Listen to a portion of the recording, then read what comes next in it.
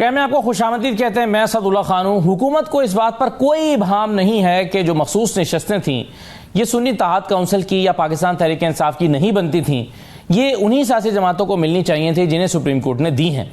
और अब Peshawar high court में मुख्तलिफ सियासी जमातें जा रही हैं कि जनाब हमारी एक सीट कम हो गई है, हमारी ज़्यादा बनती हैं। इलेक्शन कमीशन ने कैलकुलेशन ठीक नहीं की है। जो पाकिस्तान तहरीक इंसाफ पार्लियामेंटेरियन है यानी परवेज़ खट्टक साहब की जमात वो भी चली गई है कि हमारी जनाब 2 सीटें और बनती हैं। अहमद वली साहब की जमात भी चली गई कि जनाब हमारी भी कैलकुलेशन गलत हो गई है। तो सियासी जमातों को और हुकूमत को तो ये इब्हाम है ही नहीं।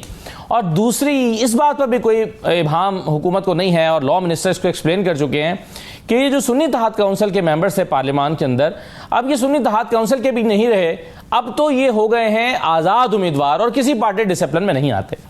दूसरी तरफ पाकिस्तान तहरीक इंसाफ के वो लोग जो आज़ाद हैसियत में जीत कर पंजाब असम्बली में आए हैं या कौमी असम्बली में आए हैं, उनके ऊपर एक और तरह की तलवार लटक रही है। किसी के ऊपर डी सीट होने की तलवार लटक रही है, यानी पंजाब में आज रेफरेंस दायर हो गया, 26 लोगों के खिलाफ आ गए खुद स्पीकर पंजाब असम्बली रेफरेंस लेकर इलेक्शन कमीशन के पास। और दूसरी तरफ सुन रहे हैं कि कौमी असम्बली के कई मेंबरान हैं, उनके खिलाफ 9 मई के केसेस चल रहे हैं। उस 9 मई के केसेस में उनको सजाएं होंगी, वो नाअहल हो जाएंगे, वो सीटें भी खाली हो जाएंगी, वहां पर फिर बाई इलेक्शन होगा। और बाई इलेक्शन में हुकूमत की चूंकि परफॉर्मेंस हुकूमत दावा करती है कि इतनी अच्छी है कि वो किसी को जीतने नहीं देंगे। तो साहिबजादा हामिद रजा साहब हमारे साथ मौजूद हैं, सुन्नी इत्तेहाद काउंसिल के सरबराह हैं। बहुत शुक्रिया साहिबजादा साहब, आपको खुशामदीद कहते हैं। सीटें तो आपको मिली नहीं है, ना मिलनी थी, आपकी मेरे ख्याल तवक्को भी यही थी, लेकिन अब आप आज़ाद हो गए हैं। लॉ मिनिस्टर साहब ये कहते हैं अब आपके जो सारे मेंबर्स हैं वो सुन्नी इत्तेहाद काउंसिल के रहे नहीं हैं। सर, ये पाकिस्तान का कानून को लॉ मिनिस्टर के घर की बंदी नहीं है कि जो उनका दिल करेगा वो कर देंगे। मैं आपके आगे फैक्ट रखता हूँ। फैक्ट ये है, सुप्रीम कोर्ट में ड्यूरिंग हियरिंग इलेक्शन कमीशन और सुप्रीम कोर्ट के तमाम जजेस का इस बात पर इत्तफाक राय था कि SIC एक रजिस्टर्ड पॉलिटिकल पार्टी है और जो फर्स्ट 72 आवर्स में जो ज्वाइनिंग हुई हैं वो ज्वाइनिंग चैलेंजेबल नहीं है। ये इलेक्शन कमीशन ने खुद अपना मौक़िफ़ सुप्रीम कोर्ट में दिया हुआ ना सर। जी ठीक है। एतराज़ इस चीज़ पर है कि रिजर्व सीटें इनकी नहीं बनती, चूंकि ये पार्लिमानी पार्टी नहीं है, रजिस्टर्ड पॉलिटिकल पार्टी है। हमने अपना केस फाइट किया, हमें पता था जो होना, ठीक है। उसका फैसला हम समझते हैं कि वो आइन और कानून का एक खिलवाड़ किया गया है और कत्लेआम किया गया है। लेकिन अब स्टेटस क्या है? फुल बेंच का एक फैसला आता है कि 39 वो लोग जिनके फॉर्म के ऊपर लिखा हुआ है PTI, they will remain PTI। 41 जिनके फॉर्म के ऊपर इंडिपेंडेंट लिखा हुआ था, जिन्होंने SIC को ज्वाइन किया था, उनको एक चांस दिया जाता है कि वो फैसला कर लें कि किस पार्टी में जाना चाहते हैं। उन 41 ने भी एफिडेविट जमा करा दिया कि we want to go into the PTI। अब वो सब PTI हो गए। नहीं, लेकिन ये जो 39 लोग जिनकी आप बात कर रहे हैं, इनका नोटिफिकेशन तो कल इलेक्शन कमीशन ने विड्रॉ कर लिया है ना। अब ये नहीं रहे PTI के मेंबर। सर, मेरी यही बात मैं आपको करने लगा, नहीं रहे। जब ये नहीं रहे तो क्या चीज़ अप्लाई करेगी? वो ज्वाइनिंग जो 8 फरवरी के इंतखाब के बाद 72 आवर्स में उन्होंने ज्वाइनिंग दी थी SIC की, ये नोटिफिकेशन विड्रॉ होने के बाद वो नोटिफिकेशन वैलिड हो गया। चूंकि रिव्यू के अंदर ये कहा गया, अच्छा, जब वो फुल कोर्ट का फैसला आ गया, कौमी असम्बली की वेबसाइट पे, इलेक्शन कमीशन के रिकॉर्ड के अंदर इन तमाम मेंबरान को SIC ही रखा गया। टिल डेट वो SIC ही थे, ठीक है सर। अब रिव्यू के अंदर जब ओरिजिनल फैसला उड़ा दिया गया तो आप फिर 9, 10, 11 फरवरी की पोजीशन, तो पुरानी पोजीशन क्या है? पुरानी पोजीशन ये है कि they are gone back to SIC। लेकिन इसमें एक राना साहब एक बात कर रहे हैं, वो कहते हैं कि जी बड़ी एक गलती इन आज़ाद उम्मीदवारों से ये हुई है कि इनके पास जब 3 दिन थे 8 फरवरी के इलेक्शन के बाद, तो इन्हें पाकिस्तान तहरीक इंसाफ में जाना चाहिए था, जो कि एक पॉलिटिकल पार्टी तो उस वक्त थी। ये सुन्नी इत्तेहाद काउंसिल में क्यों चले गए? वो तो पार्लिमानी पार्टी नहीं थी। अच्छा, फिर अब उसमें मैं आपको बता देता हूँ, अगर वो पाकिस्तान तहरीक इंसाफ में चले जाते तो पाकिस्तान तहरीक इंसाफ ने कोई सीट तो नहीं जीती हुई थी। पाकिस्तान तहरीक इंसाफ के निशान पे कोई जीती थी? सर, कोई नहीं जीती थी, तो सीट तो फिर भी नहीं सी देनी उन्होंने। नहीं, लेकिन उसमें सुप्रीम कोर्ट में जब ये बात कंसिडरेशन में आई थी तो उन्होंने कहा था कि हमने तो ये कहा ही नहीं था कि ये पॉलिटिकल पार्टी नहीं है, हमने तो सिर्फ कहा था बल्ले का निशान ना दो, इनको तो पॉलिटिकल पार्टी के तौर पर इलेक्शन लड़ने देना चाहिए था। उस सुप्रीम कोर्ट के डिसीजन के नतीजे में तो फिर सारे पार्लिमानी पार्टी बन जाती ना। ये अर्ज करता हूँ ना सर, आखिरी दिन है अपना टिकट पार्टी जमा करवाने का जी।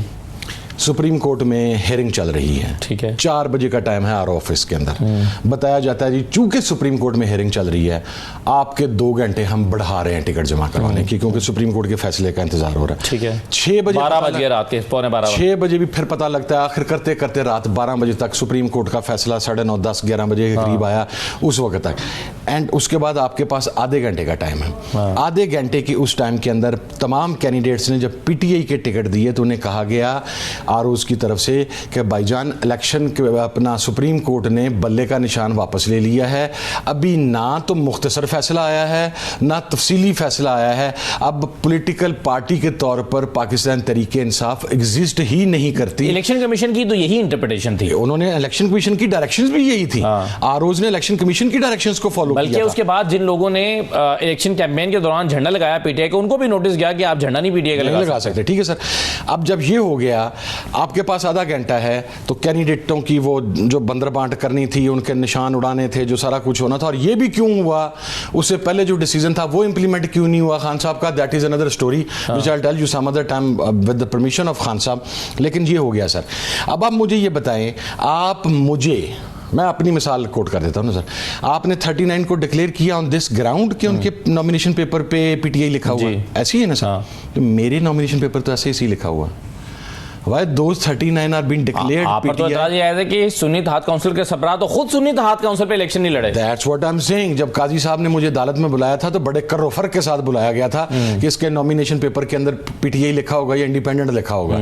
जब मेरा नॉमिनेशन पेपर अदालत में लाया गया तो वहां पर 4 ऑनरेबल जजेस थे, जिन्होंने जब मेरा नॉमिनेशन पेपर खोला उन्होंने कहा इसके ऊपर तो SIC लिखा हुआ है। उन्होंने इलेक्शन कमीशन से ये बात कही, ऑन द रिकॉर्ड है कि your case is finished, the guy has on the निशान ऑफ सुन्नी तहात काउंसिल। अब मेरा टिकट अगर आरओ एक्सेप्ट ना करें, मेरा 12 घंटे के अंदर अंदर 3 इंतखाबी निशान मेरे आजाद चेंज कर दिए जाएं, मैं किधर जावा सर? यानी आप ये कह रहे हैं कि अगर आपको सुन्नी तहात काउंसिल का मान लिया जाता तो आप एक पार्लिमानी पार्टी होते, सीटें देनी पड़नी थी ना सर। अभी मैं आपको अगली बात बताता हूँ। इंतखाबात के जब एक मरहला आया कि MWM या SIC में किसको ज्वाइन किया जाए, तो मेरा मौक़िफ़ ये था कि आप MWM को ज्वाइन कर लें, क्योंकि उनका एक कैंडिडेट पाराचुनार से जीत गया। ठीक है, जब ये बहस फाइल खुल गई थी वैसे जैसे ये बात हुई थी। That's what I'm telling you कि जो ही वो ये डिस्कशन होने लगी कि अब पार्लियामेंट पार्टी के MWM की एक सीट निकल आई है, उनको ज्वाइन कर लीजिए, मैंने प्रपोज किया, पीटीआई की लीगल टीम ने ओके किया, तो आधे घंटे के अंदर हमीद हुसैन साहब के खिलाफ रिकाउंटिंग की दरखास्त चलेगी और खोलाई।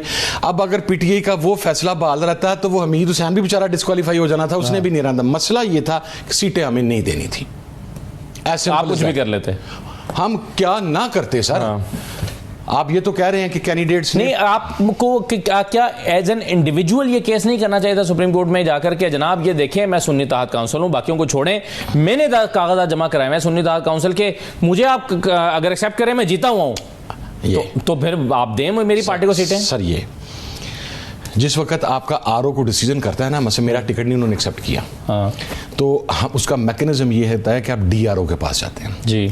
डीआरओ का फैसला आप हाई कोर्ट में चैलेंज कर सकते हैं। जब मेरा टिकट नहीं दिया गया, मेरा इंडिपेंडेंट निशान 3 मरतबा तब्दील किया गया, तो हमारी लीगल टीम पहुंची डीआरओ के, डिस्ट्रिक्ट रिटर्निंग ऑफिसर के ऑफिस में, क्योंकि वही वो फोरम है जहां पर हम आरओ का फैसला चैलेंज कर सकते हैं। हम आरए को फैसले को डायरेक्ट हाई कोर्ट या सुप्रीम कोर्ट में चैलेंज नहीं कर सकते, डीआरओ का ऑफिस बंद था। ठीक है सर, हाई कोर्ट में आपको क्या कहकर रिफ्यूज किया गया था कि आपका टिकट क्यों नहीं लिया जा सकता सुन्नी तहात? बस नहीं लिया जा सकता सर, आई डोंट नो। अच्छा मुझे आप ये बताएं, कोई रिटन रीजन थी आपके? सर मेरा सर सवाल ये है, मेरा को पहला इलेक्शन नहीं था कि मैं इस कन्फ्यूजन का शिकार होता। मेरे खानदान का ये 11वां इलेक्शन था और मेरा 3रा इलेक्शन था। अपने वालिद के सारे नॉमिनेशन पेपर्स मैं जमा करवाता रहा हूँ। बीइंग स्टूडेंट ऑफ लॉ, मेरा नॉमिनेशन पेपर रिजेक्ट करवाने के लिए जितनी कोशिश PMLN की तरफ से की गई आपको अंदाज़ा भी नहीं है। मेरे नॉमिनेशन पेपर्स को आप निकलवाएं, मेरे मोबाइलों के EMI नंबर भी मैंने उस पर लिखे हुए हैं, मैंने अपने वेपन भी उसके ऊपर लिखे हुए हैं। ठीक है, यानी वो चीज़ें जो रिक्वायर्ड भी नहीं थी मैंने वो भी वहाँ पे प्रोड्यूस की। एहतियात के पेश नज़र सर मैंने अपना करैक्टर सर्टिफिकेट भी वहाँ पे प्रोड्यूस कर दिया था। ठीक है, क्योंकि मुझे पता लगा था कि इस एक ग्राउंड के ऊपर मेरे नॉमिनेशन पेपर रिजेक्ट किए जाएंगे। नून लीग की पूरी कोशिश थी, मेरा करैक्टर सर्टिफिकेट भी प्रोड्यूस हो गया। आरओ ने ये कहा नून लीग के लोगों को जो वहां पर थे कि यार मुझे कोई रीजन तो दो कि मैं इसका नॉमिनेशन पेपर रिजेक्ट करूं। ठीक है सर, अब जब मेरा उन्होंने पार्टी टिकट नहीं लिया तो मैं इसको चैलेंज कर सकता था डीआरओ के पास। डीआरओ साहब ऑफिस में मौजूद नहीं है। हमने कोशिश की डायरेक्ट हाई कोर्ट में चले जाएं। हाई कोर्ट ने कहा कि भाई मुतल्लका फोरम से जवाब लेके यस और नो में उसके फैसले को आप चैलेंज कर सकते हैं, हम यहाँ नहीं आ सकते। अब आप मुझे ये बताएं, मैं उत्थे इंतखाब लड़ा जिसमें मजबूरी थी कि आप आजाद हैसियत में लड़ते, कोई रास्ता नहीं बचा। अगर मैं आजाद ना लड़ता तो मैं फिर इलेक्शन ही ना कंटेस्ट कर पाता ना सर, मैं विड्रॉ करता। बहुत शुक्रिया साहिबजादा साहब, बहुत शुक्रिया प्रोग्राम में शिरकत करने के लिए। एक छोटा सा ब्रेक लेते हैं नाज़रीन, ब्रेक के बाद वापस आते हैं। मुज़ाकरात की बात है, ये जो 26 लोगों को डीसीट करने की पंजाब असेंबली में कोशिश हो रही है और इसके अलावा जो इलेक्शन कमीशन अब करने जा रहा है, इन तमाम चीज़ों पर पाकिस्तान के सीनियर तजज़ियाकारों से बात करते हैं। एक छोटे से ब्रेक के बाद वापस आते हैं।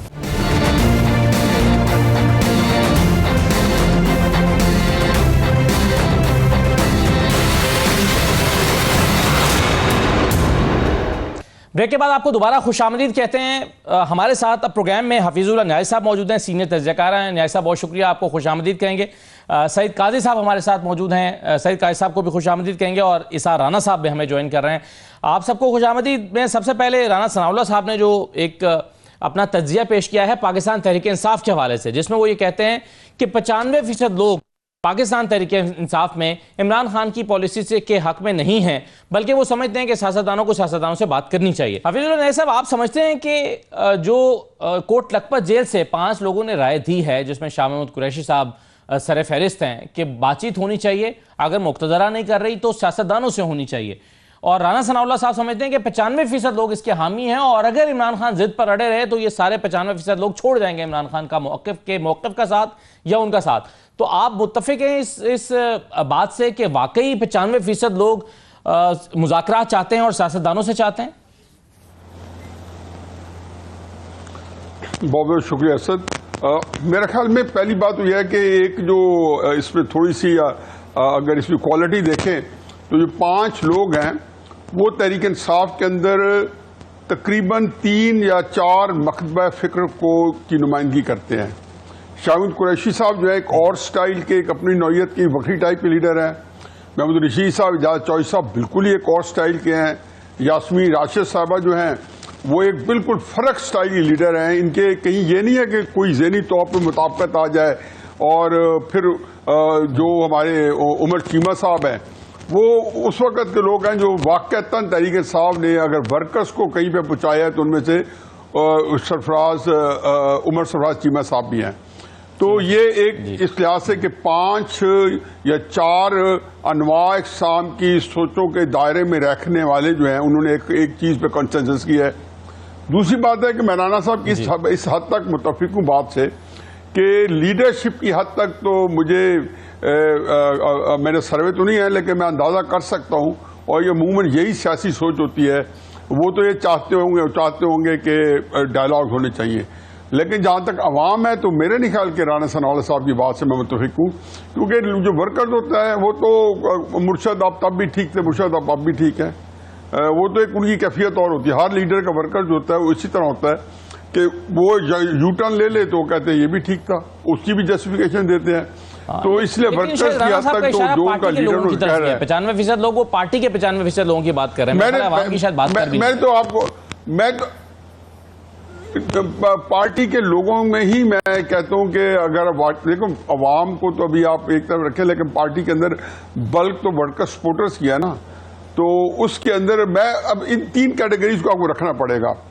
एक तो ये खत वाले लोग, एक जो पार्टी की क़यादत है जो कम से कम 2-4 दर्जन होनी चाहिए, कराची से लेके और चित्राल तक, फिरदौस शमी नकवी साहब कराची से हों या जितने हमारे हलीम आदिल साहब हों या इस तरीके से बाकी जो हैं पंजाब के हों, तो इनमें तो मैं समझता हूँ कि 95% यकीनन जो है ना ये चाहते होंगे, क्योंकि सियासी सोच अगर थोड़ी सी भी है। लेकिन एक चीज़ है मेरे ख्याल में, वो पता नहीं किसी मौके पर डिस्कशन में आएगी या नहीं आएगी, तहरीक इंसाफ को इस वक्त जो सबसे बड़ा क्राइसिस है वो ये है कि उनके पास जो सियासी जो इस्तेदाद है, जो कैपेसिटी है, वो इतनी जो है गरीबाना है या ना होने के बराबर है, और उनके जो सियासी फैसले हैं वो उनके लिए खुद एक मजाक का या तज़हीक का बहस बन जाते हैं कुछ अर्से बाद, और खान साहब खुद उनसे बाद में कहते हैं हाँ ये भी नहीं करना चाहिए था, वो भी नहीं करना चाहिए था। मगर उनको पार्टी है कि जिसके पास इतनी बड़ी अवामी ताकत हो, पिछले 2.5-3 साल की कम अज़ कम बात कर रहा हूँ, और वो अपने लिए कोई राह अमल ना तलाश कर सके, या कम से कम वो जो काम करना चाहती है एहतजाज, वो उनमें से कोई 20 के करीब कॉल्स दे चुके होंगे पिछले 2.5-3 सालों में, या रैलीज की या धरनों की या एहतजाज की या हर तरह की मुख्तलिफ मद्दों में, तो उनमें से एक भी कामयाब ना हुई हो, बल्कि हर एक ने एक का नाकामी पहली नाकामी से बदतर थी। तो ये कोई लम्हा फिक्री तरीके इंसाफ के लिए है कि जब आपके पास इतनी भी स्पोर्ट बेस है, तो आया आपकी हिकमत अमली कोई ऐसी नहीं है कि आप उनका दबाव किसी तरीके से अपने मुखालफीन पे, जो उनका टाका तो सेशन से है, उसे फायदा उठा सके। बिल्कुल सही है। लेकिन सर फिर मसला ये आ रहा ना, और सईद काजी साहब आप अपनी राय का इस पर इजहार कीजिएगा, प्रॉब्लम ये है कि इमरान साहब की राय तो गैर मुतजलजल है, उनकी इस मामले में तो पक्की ठुकी राय है कि इन सियासतदानों के पास तो कोई इख्तियार ही नहीं है, इनसे बातचीत करने का कोई फायदा ही नहीं है। तो आपके ख्याल में शाह महमूद कुरैशी और कोट लखपत जेल में बैठी हुई क़यादत का लिखा गया खत इमरान खान को कायल कर सकता है? Think so. जाहिर है आपकी पेशेंस जो एक रह जाती है, जितने तकलीफें उठा रहे हैं, बिलावजह बेचारे उठा रहे हैं, तो मैं खान साहब तो उसमें कोई कंप्रोमाइज वाली बात मुझे नजर नहीं आती। लेकिन मैं इसको एक और हवाले से ये बात कहूंगा कि देखें, आप प्रॉब्लम ये है कि despite Khan being very popular and everybody, जो हर आदमी ये बात को मानते हैं, और मेरा इस पे नुक्ता नजर हमेशा यही रहा है कि it is a kind of a reaction जो ये पार्टियां आवाम के साथ करती रही हैं। मगर बात ये है कि ये स्टेलमेट क्या है? स्टेलमेट ये है कि अवाम बहुत आगे निकल गए हैं और लीडर पॉपुलर और अनपॉपुलर बहुत पीछे रह गए हैं। कैसे? एक खौफनाक डिस्कनेक्ट है। सवाल ये है कि इलेक्ट्रल इशू चाहे मंशूर हो आपके, चाहे आपकी हालिया सियासत हो स्ट्रगल की, उसमें कोई रियल इशू है? आज एक बंदे ने बिजली के बिल के बायस, उसका बाप अंदर था, उसने तेजाब पी दिया, एक कहते साढ़े वोट गिन के दो। तो जो मिडिल क्लास या अपर मिडिल क्लास जहां पे तहरीक ढूंढ रही है कि जी वो वोट होता है, एक आइन होता है, ट्राइकॉटमी ऑफ पावर होती है। केड़ी ट्राइकॉटमी ऑफ पावर? अलायंस हो गया तजारत का, सियासत का, माल का, बिग बिजनेस का, और हुकूमत भी ना रल गई। तो बात यह है कि जो ये स्टेलमेट हमें नजर आता है वो इसलिए है कि देखे ना, वो इलेक्शन आज भी बार इलेक्शन 4-5 इलेक्शन ऊपर नीचे हो गए, तो वो धुल दुल्हा के बीच में से जमहूरियत क्यों नहीं निकली?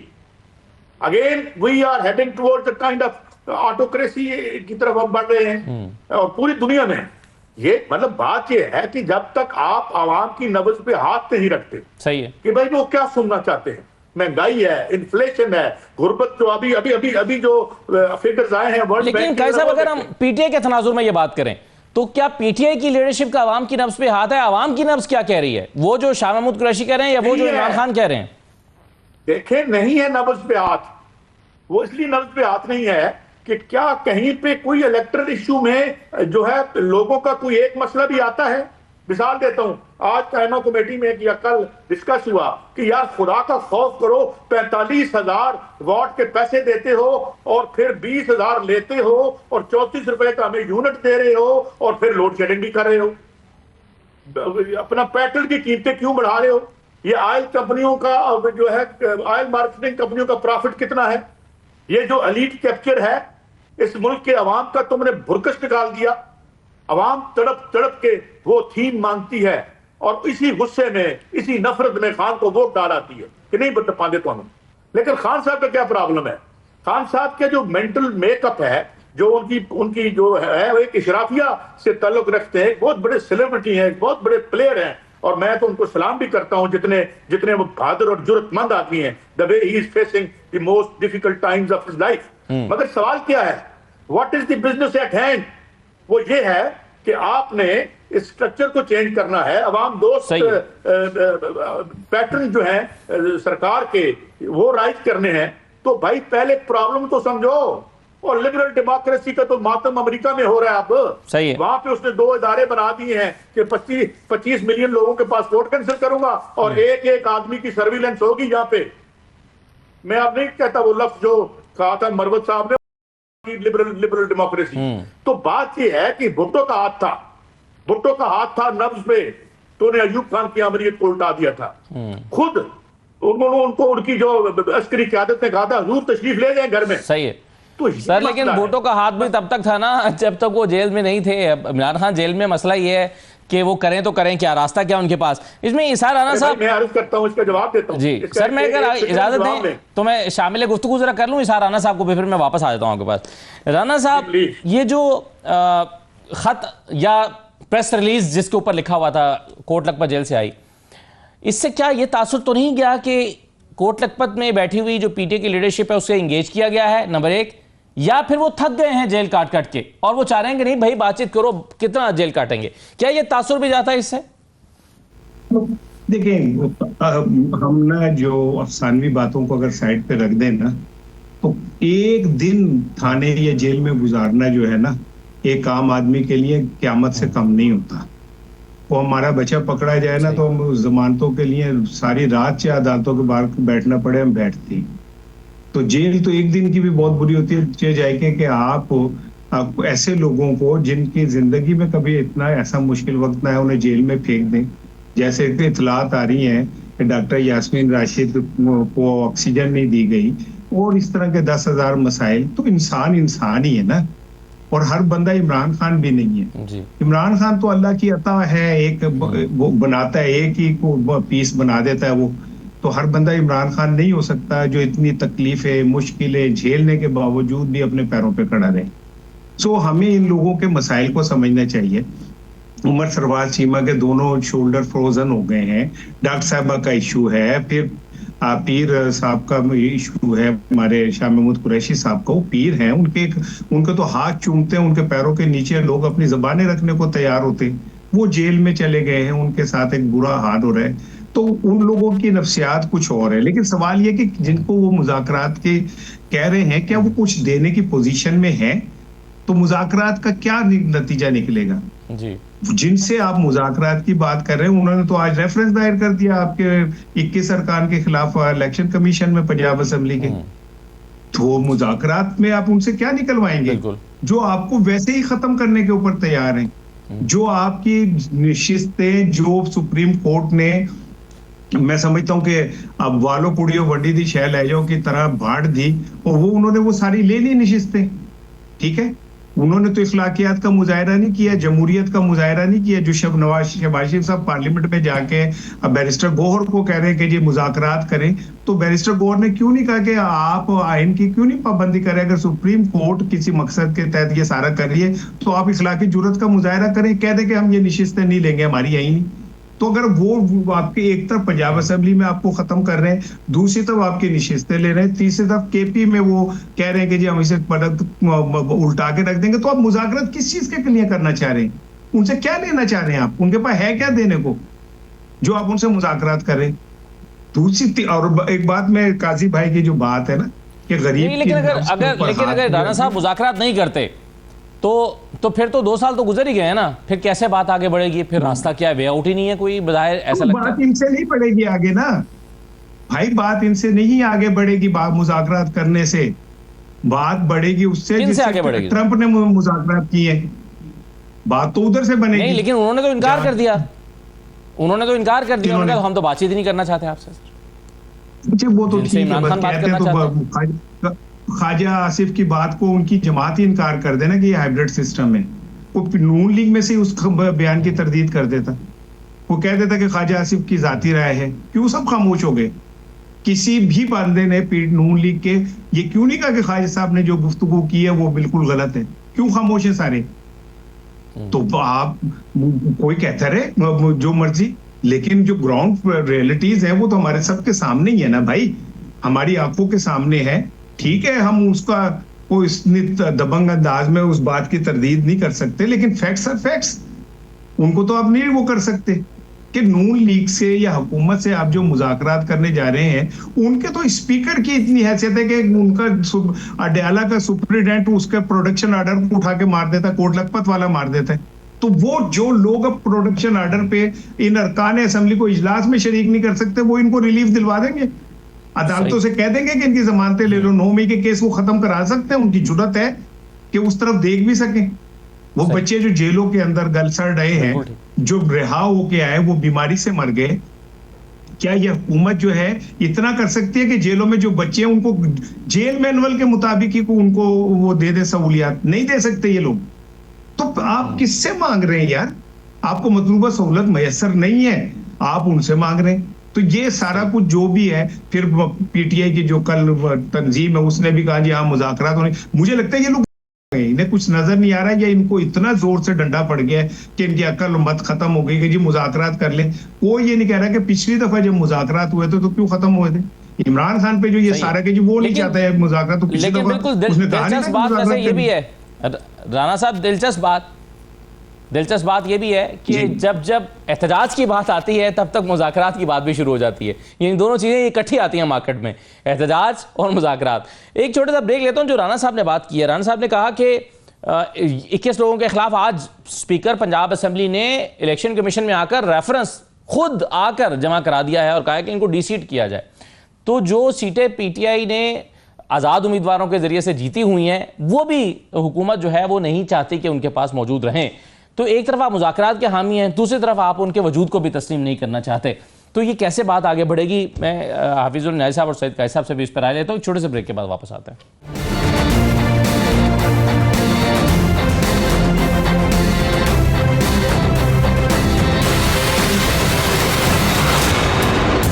ब्रेक के बाद आपको दोबारा खुशामदीद कहते हैं। 21 लोगों को नाअहल करने के लिए या डी-सीट करने के लिए in fact reference speaker Punjab assembly ने इलेक्शन कमीशन में जमा कराया है और कहा है आज मलिक अहमद खान साहब ने कि हाँ ये रेफरेंस मैंने जमा करवा दिया है। दूसरी तरफ खैबर पख्तूनख्वा में हुकूमत की बातें भी होती रहती हैं कि यहाँ पर भी हुकूमत जा सकती है, कभी गवर्नर रूल की बातें भी होने लगती हैं।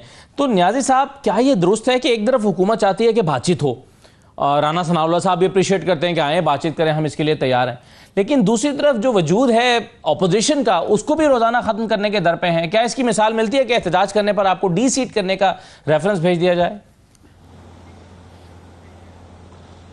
अच्छा साहब, मेरा ख्याल है कि इनसे ज्यादा जो हम टॉपिक डिस्कस कर रहे हैं ना, इस पे मैं थोड़ी सी दो बात करूंगा, थोड़ी मुख्तसरी, क्योंकि मेरे नजदीक असल में वो जो हम टॉपिक डिस्कस कर रहे हैं उसी की कोक से ये सारी चीजें जो है बाय प्रोडक्ट हैं।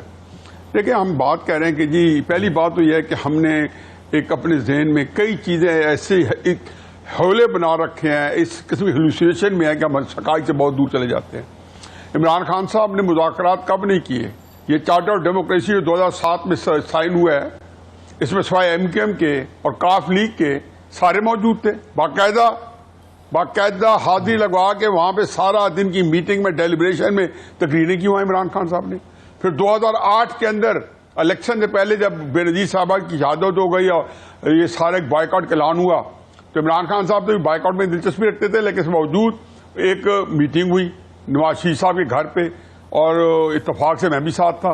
उस मीटिंग में इमरान खान साहब जो थे वो बिल्कुल शीर शक्कर थे, और उस मीटिंग से पहले नवाज शरीफ साहब जब 2007 के अंदर पिछले 7-8 महीने में सऊदी अरेबिया थे, जब यहाँ हलचल थी और इफ्तिखार चौधरी साहब की एक तहरीक भी चली हुई थी, तब भी उनके नवाज शरीफ साहब से रोजाना की बुनियाद पर राब्ते होते थे। और ये कोई ऐसी ढके चुपी की बात नहीं है, इसलिए चुनाचे मुझे ये कोई ये ना अपने आप को समझा के रखे कि हम खुद फरेबी का शिकार हो जाते हैं कि ये फलाना है। दूसरी बात यह जी कि काजी साहब ने बिल्कुल सही कहा है कि एलीट कैप्चर है, लेकिन एलीट कैप्चर में से कोई ये एक्सेप्शन नहीं है इमरान खान साहब की जात।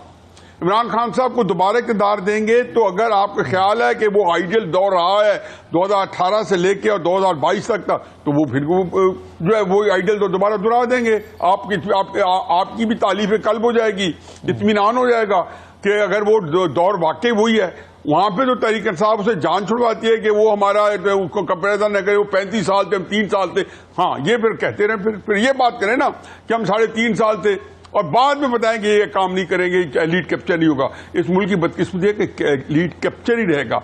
ये भुट्टो साहब ने कोई बतल हुर्रियत नहीं बने थे। जब अयूब खान के 8 साल वजीर बनने के बाद जब कूद पड़े थे और फिर जेल भी गए थे, तो कोई बतल हुर्रियत बन के नहीं गए थे। एक इस मुल्क के अंदर बयानियां है जो हमारी अवाम जो है, मैं उनको इस बात पे सलूट पेश करता हूँ, खुद पंजाब के लोगों को, कि वो आपके साथ वारिफ्तगी के साथ, दिलजमई के साथ और फरेफ्तगी के साथ आपके पीछे खड़े हो जाते हैं। बाकी देखें जो बात है जी, ये जो कुछ हो रहा है, टेक्निकली तो मैं समझता हूँ कि मुझे हकीकत है कि बड़ी तकलीफ है पाकिस्तानी सियासी जमातों पे कि इस तरह गिर चुकी हैं कि ये बिल्कुल इसरार सही कह रहे हैं कि आप खुद ही शर्म करें, हया करें। यार कोई बात है कि अगर सुप्रीम कोर्ट ने कोर्सिव कंडीशन के अंदर, एडवर्स कंडीशन के अंदर फैसला दे दिया तो आप कहते हैं कि हमने ये नहीं लेनी। मैं मान गया कि कानूनी तौर पर तहरीक इंसाफ को नहीं जा सकती, उसके अंदर गुंजाइश है, लेकिन ये कहां से आ गया कि इमरान खान साहब को वोट पड़े, इमरान खान साहब को वोट पड़े नहीं लेनी चाहिए थी किसी सूरत में, क्योंकि जो बंदे इलेक्ट हुए हैं। लेकिन ये तो इलेक्शन कमीशन ने इन्होंने सारी सियासत में अपने वकील खड़े किए थे, ये तो बिल्कुल पहले दिन अपने वकील खड़े किए थे और उन्होंने कहा था कि ये सीटें हमें दे दें, इनको मत दें। देखो मैं असद जब एक बात हो गई जनरल तो उसके बाद ये सारी जिम्मी हो जाती है कि जब हम सारे इस बात की मजम्मत कर रहे हैं तो मेरे ख्याल है कि इसमें तो बहस बनती नहीं है। अब रह गई जी कि अब केपी की हुकूमत तब्दील कराएं, कुछ करें।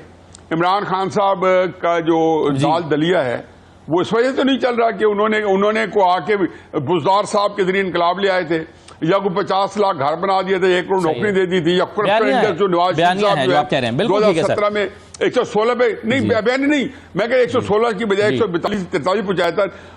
इमरान खान साहब को इस वजह से लेके आए थे कि उन्होंने ये जो चीज है इसको चैलेंज किया था और इसको आगे चलाया था। मुझे खैर एनीवे अब आप चले, मेरा ख्याल है कि आई एम डन। सही है, बिल्कुल सही है सर। अब ये जो आप एलेट कैप्चर की बात हो रही थी सर, इसमें ख्वाजा आसिफ साहब, सईद काजी साहब शोर मचा रहे हैं, वो कह रहे हैं कि स्पीकर की तनख्वाह 21 लाख कैसे हो गई, बल्कि वो कह रहे हैं कि जी इन्होंने खुद ही कर ली है, और तनकीद कर रहे हैं टेलीविजन पे बैठकर अपने ही स्पीकर के खिलाफ। और फिर स्पीकर साहब ने खत लिख दिया वज़ीर आज़म को कि भाई अगर आप कहते हैं तो मैं, अगर आपकी सवाबदीद है। सईद काजी साहब, वो ख्वाजा आसिफ तो इसे माली फहाशी भी करार दे चुके हैं पहले, ये जो तनख्वाहें बढ़ी हैं, तो क्या आपके ख्याल में अब इस पर यानी आवाज़ें उठ रही हैं हुकूमत के अंदर से, ये कैसे हो गया? स्पीकर साहब ऐसा खास क्या करते हैं कि उनकी तनख्वाह MNA से कई गुना ज़्यादा होनी चाहिए? नहीं, ख्वाजा साहब ने बात तो बड़ी ठीक की है, मगर लगे हाथों हमें यह भी बता दें कि वो 15 लाख रुपया जो अकामे का आता था, जिसको काजी फाजी सब हलाल करा दे गए थे, और साथ हम पे पाबंदी लगा गए थे कि हम इस फैसले को डिस्कस नहीं कर सकते, लगे हाथों वो भी बता दें उसका ओरिजिन क्या है। हाँ, बस उन्होंने कहा जाहिर है सुप्रीम कोर्ट ने उनको वो कर दिया। देखिए मैं थोड़ा सा I couldn't make my self clear, मैं पिछली बात पे 2 फिक्रे कहूंगा। देखिए यहाँ कोई पुतले हरियत नहीं था, बहरहाल इतना जरूर था कि अयूब खान की अमरीयत को भुट्टो ने उठा दिया था। ये बात समझना जरूरी है कि top power talks to power. जब रियासत एक्सेसिस करती है, आइन के दायरे से बाहर जाती है, तो अवाम के पास आईनी हक होता है बाहर निकलने का। यहां 15 लाख का जुलूस बेनजीर भुट्टो लेके आई थी, इमरान खान लेके आता तो मैं देखता ये बच्चे कैसे अंदर डर चढ़ रहे होते। उसकी वजह क्या थी? जो मंशूर था वो उसको पूरा नहीं हुआ, बल्कि भुट्टो ने उसको रोका। मगर मैं सवाल ये कह रहा हूं कि what is the job eight hand? आप स्ट्रगल करना चाहते हैं, अवाम को मोबिलाइज करना चाहते हैं, इमरान को 80-90% वोट पड़ेंगे, मगर इस वो वोट ना ले, 25 लाख बंदा एक दिन में बाहर ले आए, तो मैं देखता हूं कि कौन किस तरह ये गवर्नमेंट इन बच्चों को अंदर रख सकती है। We need to understand the dynamics of a movement. आप 25 साल रहा नेल्सन मंडेला अंदर, बाहर आके उसने भी अपनी सारी स्ट्रगल बेच दी, मगर ये आपका मौजू नहीं है। मगर सवाल क्या है?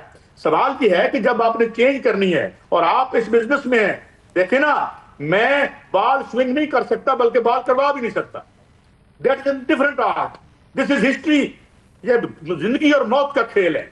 यहाँ लियाकत अली खान गए, यहाँ जुल्फकार अली भुट्टो फांसी लगा, यहाँ इंदिरा गांधी गई, खान साहब की टांगों में गोलियां लगी। ये तख्त और तख्ते का खेल है। सो जब आप किसी खेल या लड़ाई में जाएं तो उसके डायनामिक्स का पता होना चाहिए आपको। इस वक्त ये हुकूमत बिल्कुल तसल्ली में है कि बंदा बाहर कोई नहीं, और फिर आप ये कहते हैं यार इनको हया करनी चाहिए, इनको सीटें नहीं ले। यार किन्हों कह रहे हो? कस्टम इंस्पेक्टरों और इनकम टैक्स इंस्पेक्टरों के बाहर, घरों के बाहर खड़े होकर मिठाइयों के डब्बे लेने वाले जो है, वो उनसे आप एक्सपेक्ट करते हैं कि वो इखलाकियात, this is how they started their career. So please be rational. साहब 2 तरह की मिसालें तारीख से मिलती है ना, एक नेल्सन मंडेला की मिसाल मिलती है जिन्होंने जेल काटी और उसूलों पर समझौता नहीं किया। दूसरी मिसाल इमाम खुमैनी की भी मिलती है कि जिन्होंने जिलावतनी इख्तियार कर ली, जेल को अवॉइड किया, लेकिन कामयाब रहे। खान इसलिए बात नहीं कर रहे कि मुज़ाकरात को ट्रैप समझते हैं, और ये ट्रैप है। वो खानदान इस टॉक्स के जरिए खान की जो एसोसिएशन जिस हद तक भी अवाम से है, वो अवाम को मायूस कर देना चाहते हैं कि यार खान भी उन्होंने गल कर रहे हैं, जिन्होंने बारे तो एक खान इसको एक ट्रैप समझता है, वो इसमें ही बात करेगा, वो अपनी सारी स्ट्रगल को, इतनी शदीद तकलीफ और अजियत को वो नहीं छोड़ेगा, कभी नहीं छोड़ेगा वो। और जिस दिन वो चला गया इनके साथ तो वो भी फिर इनके नाल बह जाएगा। This is the problem. Khan बहरहाल एक उसकी, मैं मुझसे ज्यादा मेरे बड़े भाई और मेरे मोहतरम और बुजुर्ग न्याजी साहब बेहतर समझते हैं, हफीजुल्लाह न्याजी साहब, पर जितना मैंने उन्हें ऐसे ज्यादा जर्नलिस्ट को देखा है, उनका एक पॉइंट ऑफ व्यू है और जो होता है वो उसमें खड़े रहते हैं, वो खड़े रहेंगे। अल्लाह ताला उन्हें सेहत जिंदगी दे और उनकी मुश्किलात कम करे। मगर मैं ये कहता हूं कि आप अगर मैस मोबिलाइजेशन नहीं करेंगे तो रियासत आपको आपके आईनी हक भी नहीं दे सकती। जी सही, बिल्कुल सही है, बिल्कुल सही है। और दूसरी तरफ खैबर पख्तूनख्वा के अब अली अमीन गंडापुर साहब जो है उन्होंने कहा कि किसी में जुर्रत है तो मेरी हुकूमत गिरा के दिखाए, लेकिन दूसरे हुकूमत कहती है कि भाई हमें क्या ज़रूरत है इनकी हुकूमत गिराने की, अली अमीन गंडापुर इतना अच्छा काम कर रहे हैं कि जिससे पीडीए को फ़ायदा नहीं हो रहा, हमें फ़ायदा हो रहा, हम क्यों इनकी हुकूमत गिराएंगे। इसार राना साहब, बज़ाहिर तो राना सनाउल्लाह साहब भी ये कह रहे हैं, वो कहते हैं कि जी हमें क्या ज़रूरत है किसी अली अमीन गंडापुर की हुकूमत गिराने की, वो खुद ही काउंटर प्रोडक्टिव हो रहे हैं अपनी पार्टी के लिए, लेकिन और हमें तो उनका बड़ा फ़ायदा है। लेकिन दूसरी तरफ ये खबरें भी आज अखबार में छपी हैं कि बहरहाल वज़ीर आज़म ने कुछ अर्सा पहले कुंडी साहब से भी मुलाकात की, उनसे कहा कि कोशिश कीजिए, नंबर पूरा कीजिए, हम को गवर्नर रूल की तरफ मामले को लेकर जा सकें। एक वक्त ऐसा था कि जब गौर हुआ कि हुकूमत गिराई जाए, तो आपके ख्याल में खैबर पख्तूनख्वा हुकूमत को कोई खतरा है? देखिए, गई जवानी, अखबार की गिरी हुई सर्कुलेशन और सियासतदान की क्रेडिबिलिटी चली जाए ना तो वापस नहीं आती। असगर खान साहब एक वक्त था कि उनका जलसे पाकिस्तान की तारीख के बड़े तरीन जलसों में से थे, फिर उनकी क्रेडिबिलिटी खत्म हो गई। और बहुत सारे खटक को लेने, महमूद को लेने, राजा रियाज को लेने, आप जहांगीर तरीन को ले लें, क्रेडिबिलिटी चली गई। उसके बाद उनका कुछ भी वो कर लें, जो मर्जी कर लें, वो उनको पजीराई नहीं हुई। सेम गंडापुर का मामला है। गंडापुर ये जो कुछ भी कह रहे, कल जिस एहतमाम से ball to ball press conference दिखाई गई, आपके लिए अचंभा नहीं है? तो आपको समझ नहीं आ रही कि भाई वो कैंडिडेट किसी और के हैं, शहबाज शरीफ के तो है ही नहीं। आप शहबाज शरीफ की जरूरत ही नहीं है उस तरफ आप उठा के देख सकें। वो जिनके कैंडिडेट हैं, इसीलिए तो इतनी वो एतमाद से बात कर रहे हैं कि आप बैल मुझे मार, क्योंकि उन्हें पता है बैल मार ही नहीं सकता, बैल के सींग जो है वो टूटे में, वो उसकी जरूरत ही नहीं है। सो मैं नहीं समझता कि ये केपी में, फिर अगर आप केपी में ऐसा करेंगे तो इनके लिए तो आप समझ लेना कि पीटीआई को इन्होंने महदूद किया हुआ है केपी में, और वहां पे भी माशाल्लाह गंडापुर साहब अच्छी तरह मैनेज कर रहे हैं पीटीआई को, तो फिर तो बात ही किसी और तरफ चली जाएगी। सो मैं नहीं समझता कि ये कोई इस तरह की बात हो सकती है या कोई वो हो सकता है। लेकिन मैंने पिछली दफा भी बात करते हुए मुझे वो मौका नहीं मिला, मैंने जो सईद काजी भाई की एक बात है ना, उसको थोड़ा सा करना था कि गरीब की जो नफ्स के ऊपर हाथ रखने वाली बात है ना, ठीक है, इमरान खान ने आके कोई इनकलाब बर्पा नहीं किया था, क्योंकि इस सिस्टम के अंदर मुमकिन ही नहीं है कि आप ऑल ऑफ ए सडन सब कुछ चेंज कर दें और गरीब की जिंदगी बिल्कुल आसान हो जाए। लेकिन बहरहाल उसने हेल्थ कार्ड शुरू किया और वो हवाओं में नहीं किया। लोगों ने माना कि वो लोग जो डिस्प्रिन नहीं खरीद सकते थे, उन्होंने लाखों के इलाज करवाए। ठीक है, मैं लाहौर में रहता हूँ, मैंने देखा फुटपाथों पे जो हाल है लोगों का, बाहर से आके सोने वाले, उन्हें पनाहगाहें बनाई, बड़ी अच्छी पनाहगाहें थी, आर्जी रिलीफ ही था, कुछ था तो सही गरीब के लिए, वो लंगर खाने को गरीब के लिए कुछ तो था। आपने तो अब आके वो हेल्थ कार्ड भी खत्म कर दिए, आपने तो हेल्थ वर्कर भी उड़ा दिए, आपने तो सारा कुछ, तो गरीब के लिए बहरहाल इमरान खान ने किसी हद तक कुछ करने की कोशिश की थी। मैं ये नहीं कहता कि उसने कोई इनकलाब बर्पा कर दिया था। उस दौर में डॉलर भी कंट्रोल में था, यूनिट भी 14 रुपए 15 रुपए था, उस दौर में पेट्रोल भी हमारे खरीद के अंदर था। तो वो मतलब जो एक आदमी कर सकता है लिमिटेड उसमें, फिर उसको 2 साल कोविड के पड़ गए, उसके बावजूद दुनिया ने तस्लीम किया कि इमरान खान ने कोविड के अंदर बेहतरीन मैनेजमेंट का मुजाहरा किया, कोई गरीब डिस्टर्ब नहीं हो सका उसमें।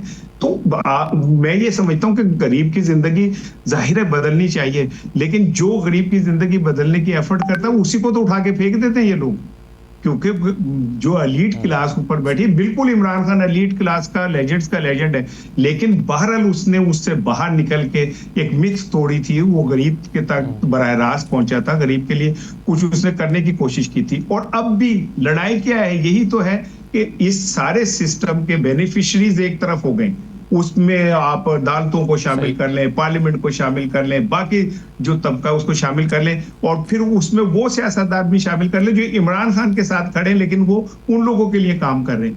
तो इसमें अगर इमरान खान अब भी अकेला खड़ा है और इस सारे सिस्टम के आगे झुकने से इनकार कर रहा है, तो ये कोई छोटी बात है? ये कोई पाकिस्तान की हिस्ट्री में कभी आपने इस तरह का कोई मुआवजा देखा था? और मैं सलाम पेश करता हूँ इमरान खान की बहनों को जिन्होंने साबित किया कि बहनें अपने भाइयों के साथ कैसे खड़े। मैं सलाम पेश करता हूँ तीनों बहनों को, कमाल कर दिया उन्होंने यार। मेरे घर में मेरी बहन बेटी 50 साल की हो, उसे मैं इस गर्मी में कहूँ कि 4 किलोमीटर तू पैदल चल, मैं नहीं चलने दूंगा उसे। वो हर बार इस इम्तिहान में से गुजरती हैं और वो साबित करती हैं कि उनके अज़म मजबूत है। तो ठीक है, इमरान खान को वो राना सनाउल्लाह कह रहा है वो अकेला रह जाएगा और यूं हो जाएगा 95%, ये सारा कुछ एक दिन आप इमरान खान को आधे घंटे के लिए निकाल लें और राना सनाउल्लाह से कहें कि आप खुद खड़े होकर बंदे गिन लें कितने। इमरान खान एक वो हिस्ट्री के अंदर एक वॉरियर के तौर पे लिखा जा चुका है। ठीक है, आप उसे मादी तौर पे हरा सकते हैं, सब कुछ कर सकते हैं, लेकिन जो हिस्ट्री उसने बना दी है उसको मिटाना मुमकिन नहीं है, पॉसिबल नहीं है। बिल्कुल सही, बहुत शुक्रिया, बहुत शुक्रिया इसार राना साहब, बहुत शुक्रिया सईद काजी साहब, आपका भी बहुत शुक्रिया।